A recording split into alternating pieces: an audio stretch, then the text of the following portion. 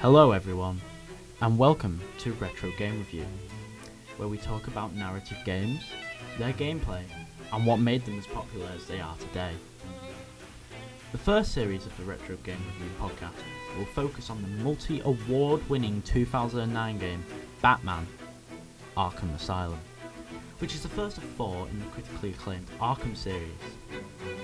And in today's episode, we are going to be introduced to how this franchise began, and how Rocksteady Studios made us strike from the shadows and be the Batman. My name is Jake Sweetlove, and this is Retro Game Review.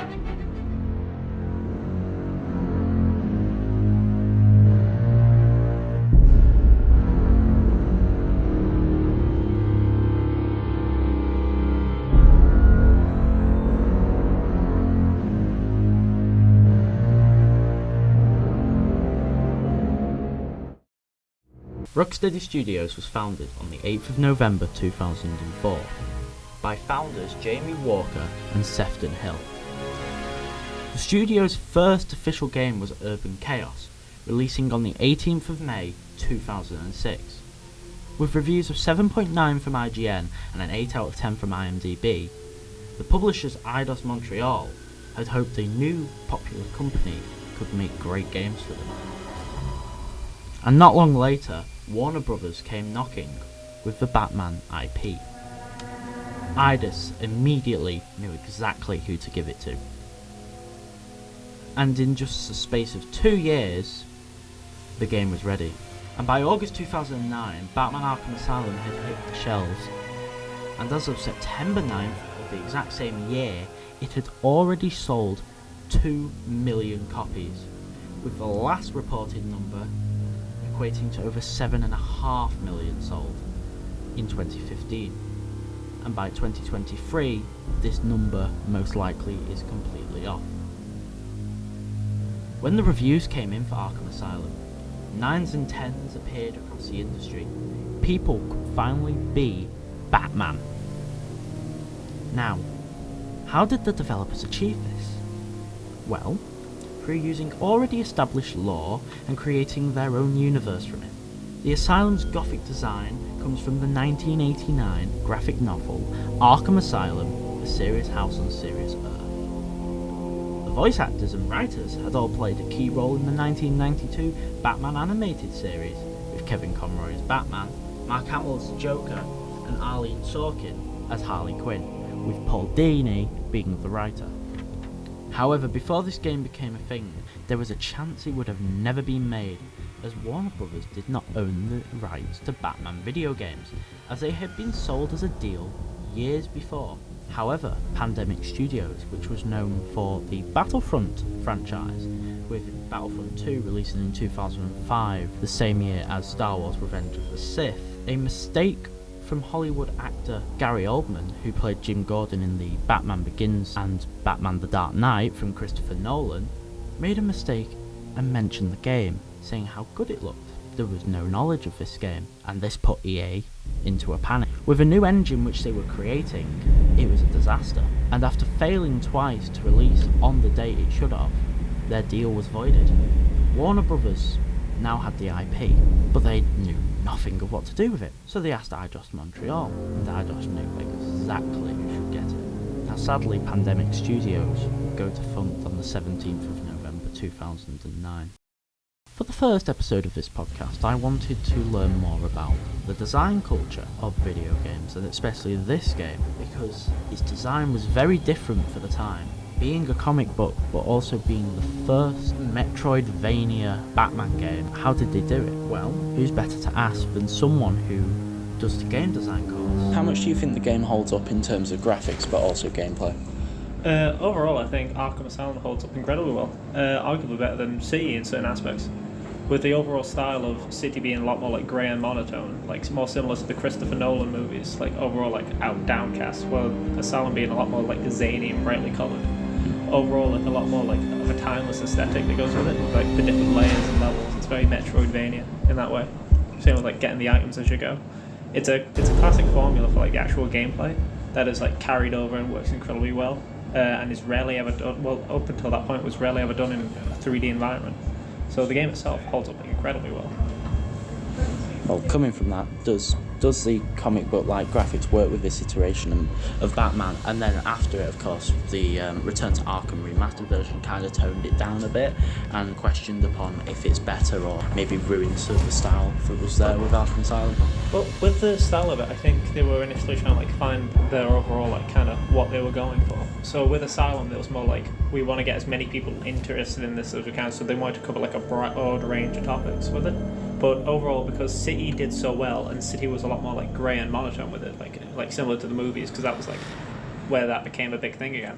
Because the comics were always pretty popular, but like they never really hit like proper mainstream until like the movies came out. And there was the ones before that, but they were like never like none of them kind of reached like the same kind of like level of broad appeal as the Christopher Nolan ones with the whole grey monotone thing. It's more similar to the Tim Burton ones, you know what I mean, with like the bright, vibrant colours on it. But that's probably also why they dialed it down in the Return to Arkham one, because Arkham City is like the most popular one. You can see based on the difference in the covers, like one's like while one's still like kind of greyish and like stormy, it's more like got undertones of blue, while the Arkham City cover is entirely like in black and white, like kind of justify like. But it's also meant to be like a symbolic thing of like that the whole black and white and the morally greyness of it, which is what is like Batman's character is kind of known for, of like whole like is what he's doing good or is it what he's doing like kind of bad. So it kind of goes with that. But overall, I kind of prefer the like kind of hypercolor stylized thing, but because it mixed like the grittiness of it with also like how vibrant it was. It was like a clash of like it didn't make sense, but it does. You know what I mean? Yeah. Like certain parts of the island as well were like very grey and like contrasty of like the institutionalization of it. It was like it's very like concrete of like this is like gothic, but then those other parts it was like a mix of like to show how like kind of zany the place was and the people. Well, overall it was pretty mad for the time because it was like the first kind of case of like it was like simple but also involved like a lot of different aspects of other combat stuff, like with the button mashing and the timing and like just how satisfying it was to like hop around. But with this, like same with what you say with the overall graphics looking a bit worse now, it's because what's the way? How do I say it? It was like it was a decent port, but not because the game itself was built for the 360, which had like lower specs and like at the time people had blurrier computers and TVs, so you wouldn't notice that sort of stuff. But it's also one of those things where like if you go back like 20 years ago, you could look at any like game on the console and be like the graphics are insane, but like now that you compare them to modern day standards, it's like a bit worse. So it's like that with every like older game, including like in the remasters as well, because they didn't unless they like rework the whole thing from the ground up, it's always going to be a bit like plastered. But then it's like a subtle thing in your head of like I feel like I would kind of notice that if it wasn't there. You know, like it would kind of like lessen the experience because it's like a visible form of progression. Of course, after free flow combat system, then there's also the whole other side with Predator combat through all the games. Yeah, with the stealth stuff, okay, kind of that. Yeah. Well, that always fits like the Batman vibe of like he's like always like they always want to view him as like a mythos less than a person. Like he wants to be like more animalistic because like that's what scares people. He's like I'm like a hunter and prey kind of deal. So it works incredibly well. It's like what is it? It's like looking back on certain bits of it now, it's a bit like in Asylum, it is a little repetitive. You know, like where it's like, thank God there's gargoyles everywhere. Yeah. But overall, it's a really solid mechanic that like works well for the vibe, and they flashed it out a bit more in City, where they still have like all the gargoyles in the same kind of spots, but you can also like add a bit more to it, and like they like part of it was like they improved like because there was a zipline launcher thing in Asylum, but like they made it a lot smoother and like you could use it for takedowns. Then with that, of course, detective mode. Do you think it can be overused? Like some people keep it on at all times. I think so. I think like as it's a decent mechanic, but like it is very much like you could just keep it on to anytime you're like there we go. But also like the game itself, like you make sure you want. It's one of those things where like it works and it doesn't, because like as a game with it, I know that's the thing I want to say is like it makes you feel like Batman, but you don't really do much detective stuff. Like a lot of it's just like the computer does it for you, so that's why like they changed it a little bit later on with like extra bits and like now it also checks this, or like the rewind time one as well was weird in Origins, but they try and like keep it a bit tweaked, but like it's all very like it's same with, like Eagle Vision, and that's all very very broken as systems, but also like they want like the average player to be like, just like, I can play this and not be like, I don't know what I'm looking for, and not have to be told. So it works in the best way it could. It is very overused and reliant, but like the alternative would either be that like it would turn away a good amount of like the fans, or like you'd have to like just memorize it. So like it makes sense because it's a very like complicated issue that would have been like kind of hard to fix without like reshifting a lot of like the gameplay. Yeah. And like breaking the flow. Because it's also like part of the metaphor as well. Because like as Batman, he is Batman. Like that's his whole character. Like he's not. His main thing is that he is Batman and Bruce Wayne is his alter ego. So like as you progress through the thing, getting like hardship after hardship, like the armor starts to come off. It's a metaphor for him like kind of like losing a bit of his sense of self. Yeah. So it works really well within the story, and like also like is a cool, interesting visual thing. Not only are you like changing mechanically with your new like systems, but also like you're changing visually. I think when it comes to the damage of the suit in Asylum, I remember two. Of course, was the one after the lift falls, it hits the Batsuit, and then the second one is after the Lunatics, and it's the two scratches down the cape. And then I guess there's the one at the end when he uses the explosive gel on himself. So they're the three in that. In Night, I think there's damage. There's a bit of damage after Gordon. I know there is at one point when like, is it like Red Hood like almost blows it up? I think there's damage at one point. Yeah, that's the only thing, because of course at that time the Batsuit's pretty armoured. Yeah. And but it's also, I feel like part of the reason they did that is because like, they need to incorporate some form of damage, but also like to show that he's like progressed. Because like if every time he did anything he just kept like melting, it'd be like a bit, I guess it's one of those as well, where the only two who technically damage him in some way is, well, Jason damages him, and Gordon in a way does, but he understands, and that's why it's near the heart. Yeah. But that's also part of it, because everything's a metaphor. Like it's even like he's only been physically damaged. He's been physically damaged by the bits we've described. But in Night, it's also less prevalent because he's being damaged on the inside by the Joker part of it. So it's all like it all fits like as like a big thing on like visual change. Starts with Batman taking the now easily apprehended Joker into the asylum. Surrounded by multiple armed security guards and Batman as he is carried through intensive treatment. However, as the guards and Batman leave the Joker to the doctors, a now helpless Batman watches as the asylum turns into the Joker's madhouse. And as the Joker escapes, Batman must stop the Joker before everyone on the island and in Gotham is put into grave danger. For this section of the podcast, I will also be interviewing Dylan, who has 100%ed the game a few times himself. I'll be asking him questions about the first 30 minutes of Arkham Asylum, and his thoughts and feelings as he played it.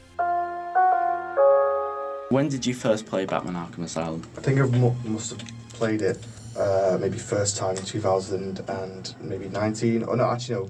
Yes, scratch that. It was actually 2020. I remember actually now, because I wanted to just because during the lockdown, because when lockdown happened, I just needed to occupy myself, so I decided to play them games because it actually just happened after my birthday, so I had birthday money, so I just thought, why not? What did you like about the game, and was there anything that you disliked? I definitely liked like the whole atmosphere of the game. It kind of like felt a bit kind of like a thriller game because it had all those different jump scares in there. Obviously, I liked how we get to see loads of different characters and like all the Riddler trophies and Riddler actual riddles. We all get to see like references to all different characters, even some that actually aren't even in the Arkham games. But it's still kind of cool to see them. But I didn't really like. I just felt a bit like the ending was a bit weak because and like the final boss fight and also like the boss fights throughout, they just seem kind of all similar. When the game starts with the Batmobile, how does this set the tone of the game?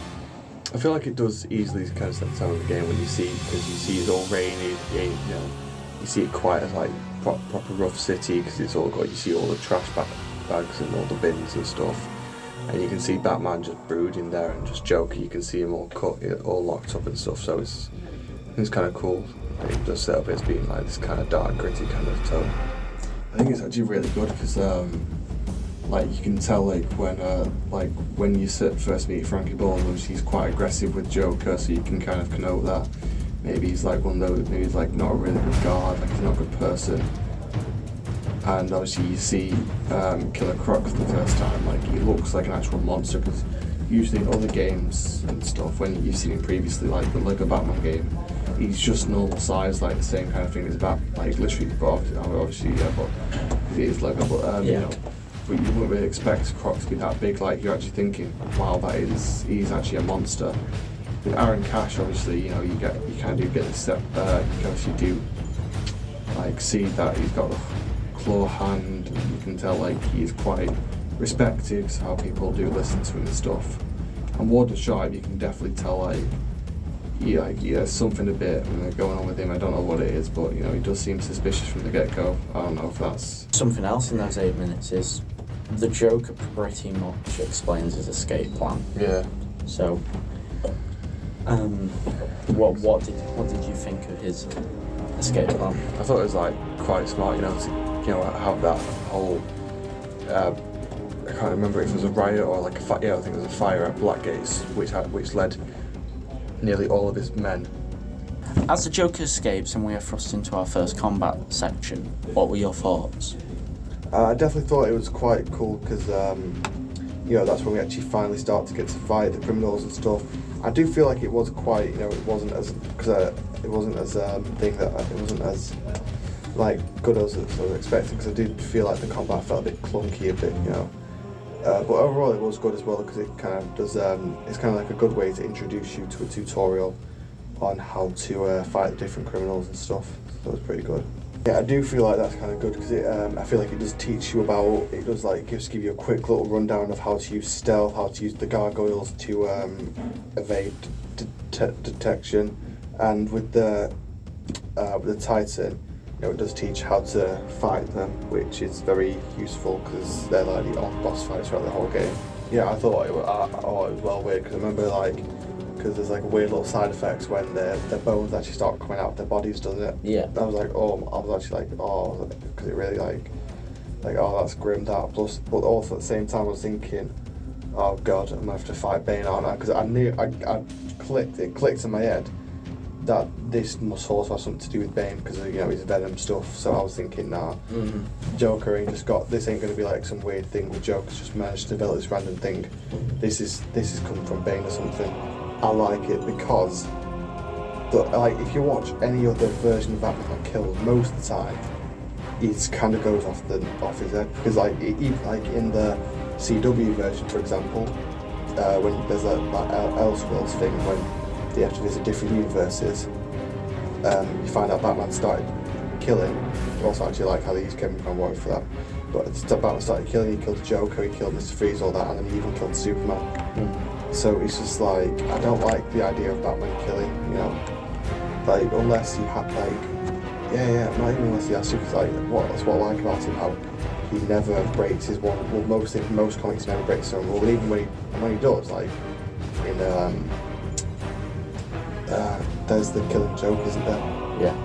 He becomes a monster, like an actual monster who tries to destroy the entire multiverse. Well, that was unexpected, wasn't it? Oh well, note to self, need stronger test subjects. Seeing as how I'm feeling generous, I'll give you this one for free. Knock me off, I dare you. End this. Pull the plug. Stop me once and for all.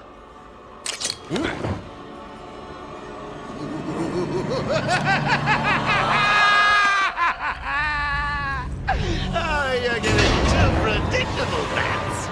Well, I'd love to stay and chat, but I have a party to organize. I've got guests flying in from all over Arkham. You'll see. Together. Because, especially, it would be because he's holding back against these villains. He could kill these villains if he wanted to. Mr. Freeze is simple, destroy his suit and just put him out of the heat. All that stuff. It works very well because I feel like that's an introduction to the use of the detective vision or detective mode.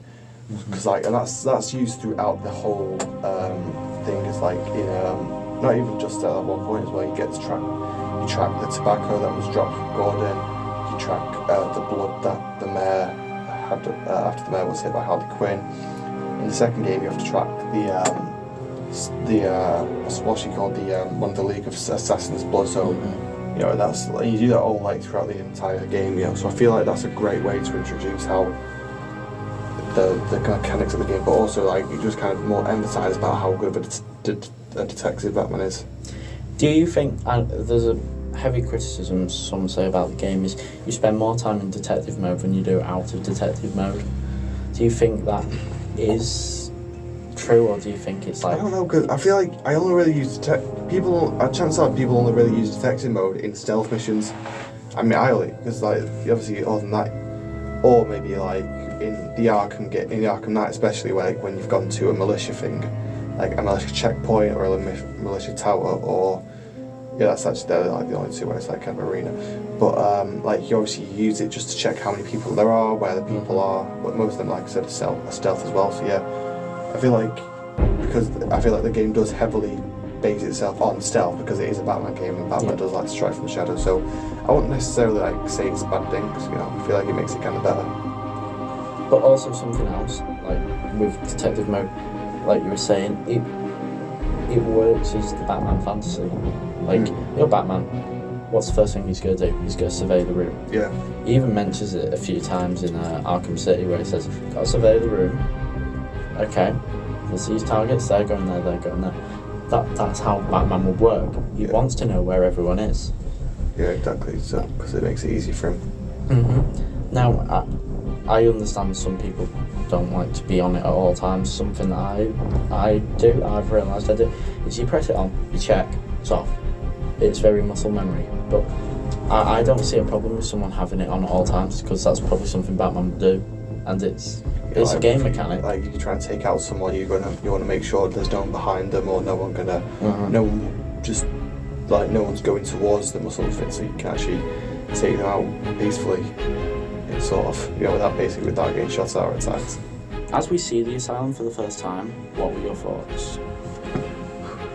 I definitely thought it was like quite creepy and kind of cool. It kind of just set the tone for the game. Like I'm thinking, oh yeah, this is gonna be like, I'm gonna get scared in this game because, like it's, like you say, it looks quite old-fashioned and quite gothic, but and you see inside though, obviously it has tried to modernise it a bit with those like laser door things, but like I said though, it still looks quite old-fashioned and stuff, so it's quite creepy. Something I didn't realise until recently, if you look at the asylum and they show it, it is, like, most of it is correct. Like, you can see intensive treatment, botanical gardens, you can see the mansion. There is a whole section that just does not exist once you get into the game, which I believe a developer mentioned there was supposed to be a whole other section, and there was supposed to be an incineration plant, and then they just decided to scrap it, and it looks like they used those assets for the steel mill in Arkham City. Because you can see it, like, I didn't realise until recently, but you can see these two pyres. I'm like, I've never noticed that. Yeah, because you're looking at the assign, it's like, oh, that's cool, and then this time I just caught it, I'm like, yeah, that's strange, I wonder what that's about. Like, I think I would have been able to have seen those pyres at some point, because, like, at the top of the mansion you can pretty much see around the island. Thugs head on is suicide. I need to disappear. Pick them off silently, one by one. Don't you move, Batman. Just stay there and this will all end up. They don't know where I am. Good. Let's keep it that way. Time to survey the room. Plan out my tactics. 4 thugs, all armed. 2 hostages. This is gonna be easy. We need to get out of here. He's gonna get us! Batman, can you hear me? Try and get us and these people die! That won't stop him! Oh man, I'm gonna die in here. That idiot thinks he's safe in the confessional. He's just made it easier for me to get in behind him.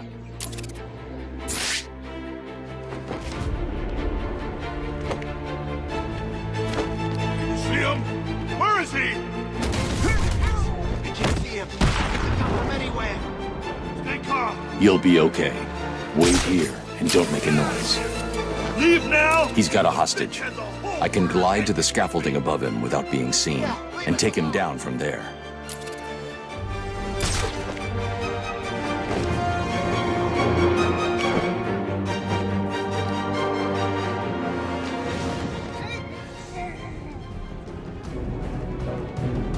Also, something else, like with detective mode, like you were saying, it works as the Batman fantasy. Like, you're Batman. What's the first thing he's going to do? He's going to survey the room. Yeah. He even mentions it a few times in Arkham City where he says, "Gotta survey the room." Okay. He sees targets, they're going there, they're going there. That's how Batman would work. He wants to know where everyone is. Yeah, exactly. So it makes it easy for him. Now, I understand some people don't like to be on it at all times. Something that I do, I've realised I do. Is you press it on, check, it's off. It's very muscle memory. But I don't see a problem with someone having it on at all times, because that's probably something Batman would do. And it's like, a game mechanic. Like, you try and take out someone, you want to make sure there's no one behind them, or no one no one's going towards them or something, so you can actually take them out peacefully. It's sort of, without getting shot at or attacked. Yeah, I think I've probably learned that, like the button pressing, from when I decided to go, let's see how quickly I can do all the games, just go through the stories. Yeah. And when you're having to take everyone out with speed, Yeah. you're there, 1, 2, okay, there, up, there, done. And by the end of it, you're like, okay, I have done 0 silent takedowns. Everyone has just been scared to death and took out in a minute. And it's because you keep on pressing it. And I think, because I did that and then I got to night, the amount of times, the one where you don't have the Batmobile for a minute, because it's connected to the antenna to find Ace chemicals. Yeah. You can't use the Batmobile right now. I don't want to use the Batmobile. You can't use Batmobile right now. He keeps on saying it. I'm like, I don't want to use it. I keep on pressing the wrong button. Yeah. And it was all about, like, you get used to it, then going through the game, then you go back. It's like, oh, it's left button again. Yeah. But yeah. This segment will introduce you, the audience, into the podcast. On Twitter, @RetroGameReview,